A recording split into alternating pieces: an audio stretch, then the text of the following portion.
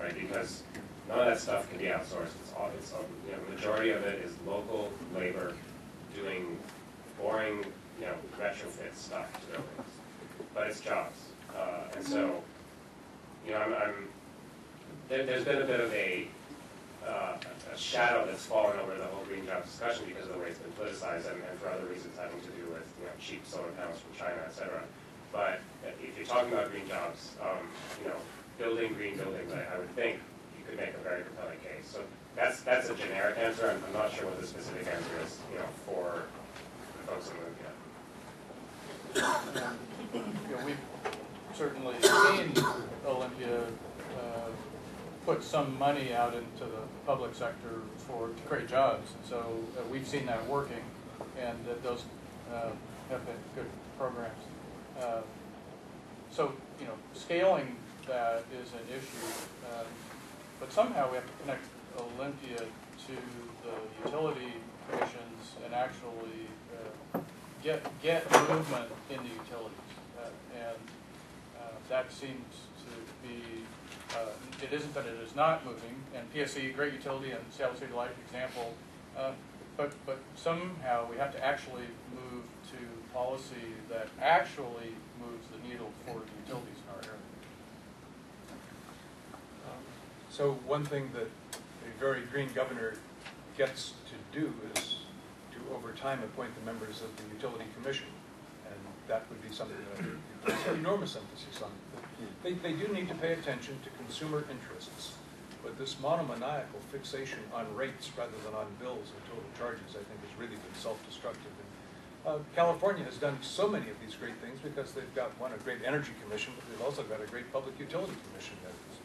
We haven't had something that's that good.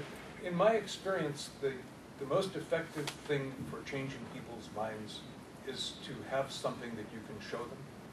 You can do all the studies in the world, you can do these calculations, it can be absolutely brilliant, but if it's just words, people will listen to you politely if they're politicians, but if you take them through something and show them how it works, it's just very different. We have never had a vote on any of these kind of sweeping policy changes that we've asked for from the Seattle City Council. We've never had a vote in a committee or from the full council that wasn't unanimous. Because it's here local. They come and tour the project. We show them the things. We explain how they operate. They get their arms around it. They can talk about it to their constituents and explain this themselves. It just becomes tangible. So if we can get a few buildings that are really pushing the envelope into net zero, get a couple of them on college campuses so that the public sector gets some experience with it itself, then I think probably the first thing is this concept that, okay, when the government builds a building, it's going to be owning that building until the end of the building's lifetime. So it really makes sense to budget for durability. Get the government to do a bunch of those buildings itself. And after it's got that experience, it's going to be feeling much more comfortable about asking that of society. Finally, with regard to all of this, we're all looking for the marginal advantages, whether we are the software place, whether we are the electronic commerce place, whether we're the airplane place. I think we could really become the built green environment place and have our architectural firms and our developers and what have you acquire a global footprint, certainly easily a Western United States footprint, and that if we can do that, it can become an incredible source of economic prosperity to the region. We do that by the next time that somebody asks a question like the ones we were asked today, the example not being Copenhagen, it being Seattle. We do it ourselves here first, and then we proselytize. What role, if any, do you see risk mitigation and insurance considerations sort of playing into long-term financing and pushing policies forward? Because I know that there's a big push in Europe for greater transparency in terms of carbon auditing and whatnot, and the reinsurers like Zurich and Swiss Re are really pushing this. So can we take any hope that maybe this is going to help push some of these policy issues that you gentlemen discussed today? Yeah, that's a great point, and it applies to all sorts of different things in this area, from renewables to more energy efficient buildings, et cetera. I think it is a bit of a mindset shift on risk, because taking corporations as an example, they typically place a lot of of risk on sort of execution risk. So if it's something new that they haven't done, or some new way of financing, or some new technology, they see that as riskier than the risk that you're avoiding in terms of volatile energy prices or the robustness of the building.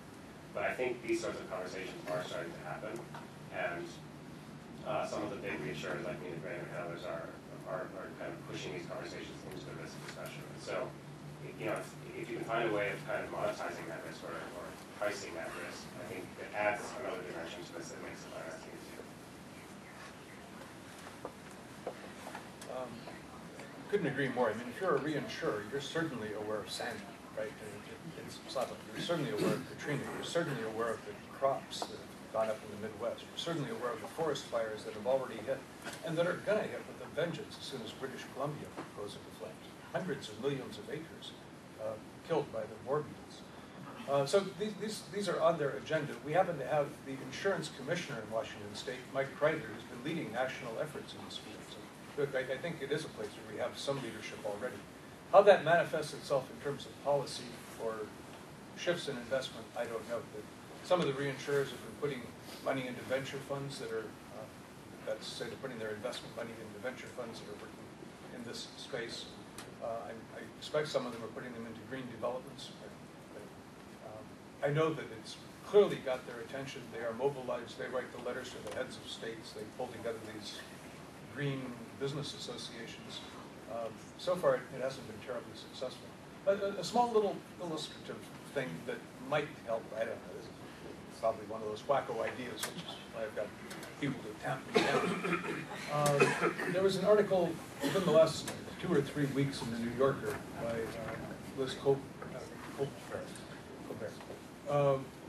talking about a woman who some years ago in New York got one of these chalk line things like you put on baseball diamonds and got a map of where a 10-foot storm surge would go to in New York and just put the whole thing out. It wasn't something on a map, it was in reality. And you walked past, what the hell is that chalk line doing here? And you say, well, you're on that side of it, you're underwater.